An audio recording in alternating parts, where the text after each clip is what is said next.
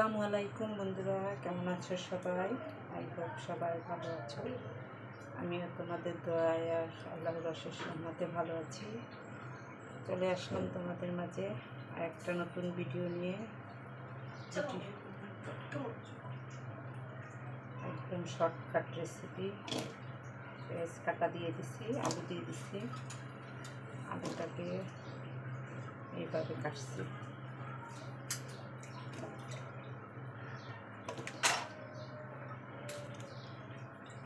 দেওয়া শেষ। এখন দিয়ে দিব এইটা সিদ্ধ করা বুটের ডাল, রাতে সিদ্ধ করে রাখছিলাম সেগুলো। তারপরে দিব আদা বাটা 1 চামচ, বাইরে বৃষ্টি নামতেছে। রসুন বাটা, পেঁয়াজ কুচি দিচ্ছি, বাটা নাই, কিন্তু সবসময় বাটাই খাই। তারপরে দিয়ে দিলাম পরিমাণ মতন লবণ, কারণ লবণের কথা আমার বেশিরভাগ সময় মনে থাকে না, সেজন্য লবণটা আগে দিয়ে নিলাম। বাইরে বিড়াল ডাকতেছে। হলুদ দিয়ে দিলাম 2 চামচ। ভাবতেছেন কি করতেছি,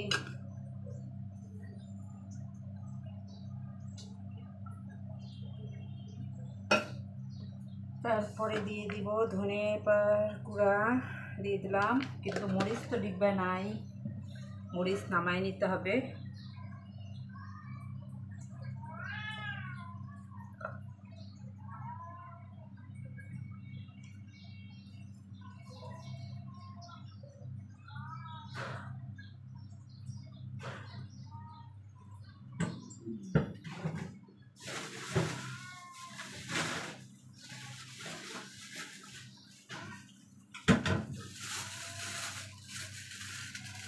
মরিচের গুঁড়া আনা হয়েছে, কিন্তু ডালা হয় না এখনো।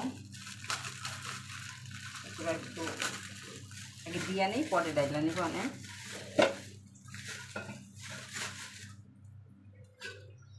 মনে ছিল না, আগে যা ছিল তাই দিচ্ছি। কেমন জাল জানি না, তাই 1 চামচ দিলাম। জাল দেখে কাঁচামরিচ দিয়ে দিব লাগলে। তেল দিয়ে দিই, যা ছিল ডিব্বায় সবটাই দিয়ে দিচ্ছি। আর বেশিও কমও জানি না,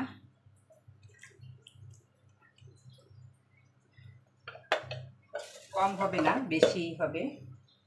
দেওয়া হলো, এখন মাখায় নিব হাত দিয়া। একটু কাঁপতে পারে, ভূমিকম্পের মতন। এখন দিয়ে দিব এটার মধ্যে কি জানেন, দেখেন মাছের মাথাগুলো। কোনো সবজি নেই, রান্না করতে ইচ্ছা করতেছে না, সকাল থেকে শরীর খুব খারাপ। রুই মাছের মাথা সাথে 2 পিস মাছও দিয়ে দিলাম। ভালো করে মাখায় নিব। কাঁপতেছে কেন জানি ভিডিওটা, কাঁপার কারণ আছে। ক্যামেরাটা রাখছি চুলার উপরে, কারণ বাড়াবাড়িতে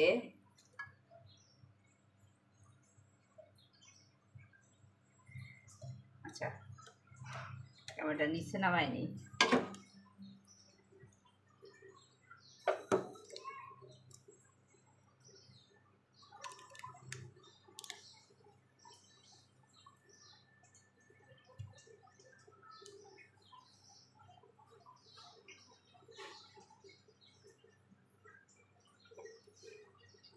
স্ট্যান্ডটাও নষ্ট হয়ে গেছে গা, ক্যামেরারও, মোবাইলের অবস্থাও খারাপ হয়ে গেছে।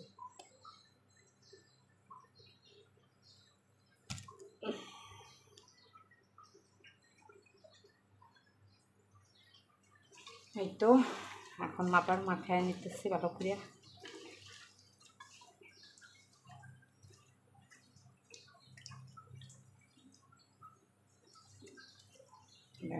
মাছের মাথা, যেটা মাথা তাকায় রয়েছে। ওয়াও, আচ্ছা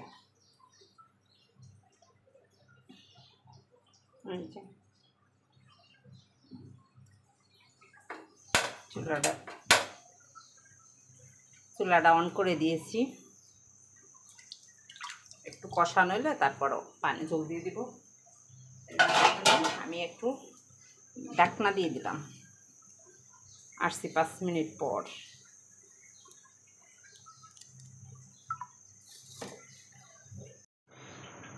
দেখি কি অবস্থা হয়েছে। বলক চলে আসছে। একটু নেড়ে দিই, হালকা হাত করে একটু নেড়ে দিতে হবে, না তো হবে না। কারণ আলু সিদ্ধ হইতে বেশি সময় লাগবে না, আর বুট তো সিদ্ধ করাই। ওর সাথে আর একটা জিনিস মিশিয়ে দিব।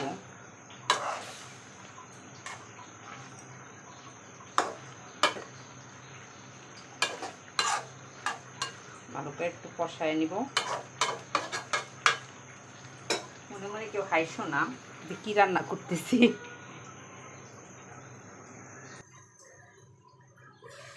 আবার নেড়ে দিব।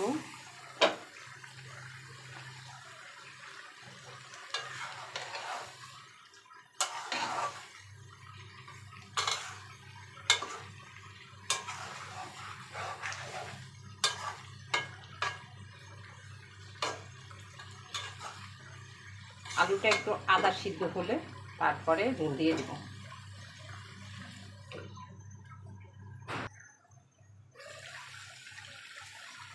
চলে আসছি আবারও, কারণ আমি যাইনি, এখানেই দাঁড়ায় আছি। আমার মতন মানুষ যারা, তারা এইভাবে রান্না করে খায়, বুঝছে? আর আমার মতো অলস মানুষ দ্বিতীয়টা হয় না। পরিস্থিতি অলস বানায় দিচ্ছে। আসলে জীবনে এতটা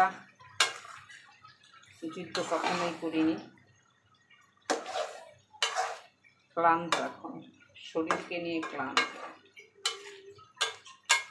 যখন আমার সময় অনেক যুদ্ধ করা, তখন আমি থেমে গেছি।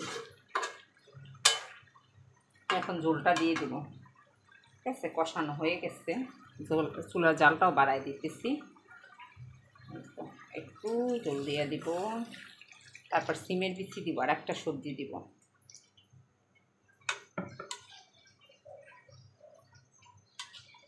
এই তরকারি দিয়েই রাত্রেও খাবো।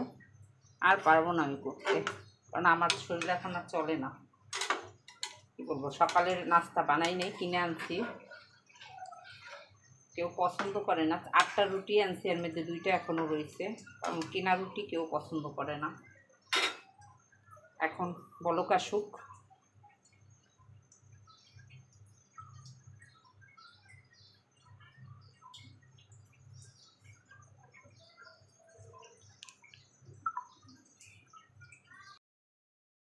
এই তো চলে আসলাম। তরকারি চুলায় দিয়ে আমি গোসলও করে আসছি। আলু সিদ্ধ হয়ে গেছে। গাজর,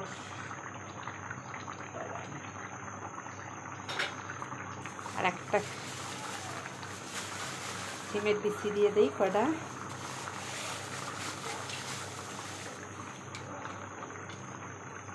আর দেবো না, অল্প করেই দিই।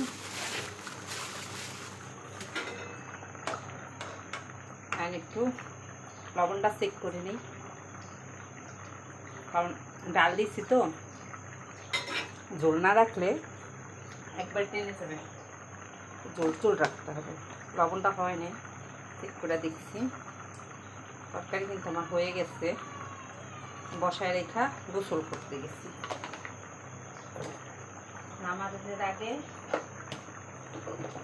নামানোর আগে জিরার গুঁড়া দিয়ে নামাই নিব। কাঁচা ধনিয়া নাই, কারণ এই যে পাতলা ঝোল, এটা থাকলেই ইয়ে হয়ে যাবে।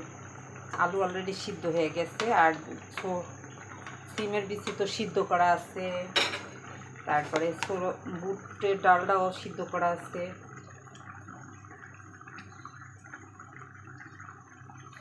তো বাদা জিরা দিয়ে দিলাম।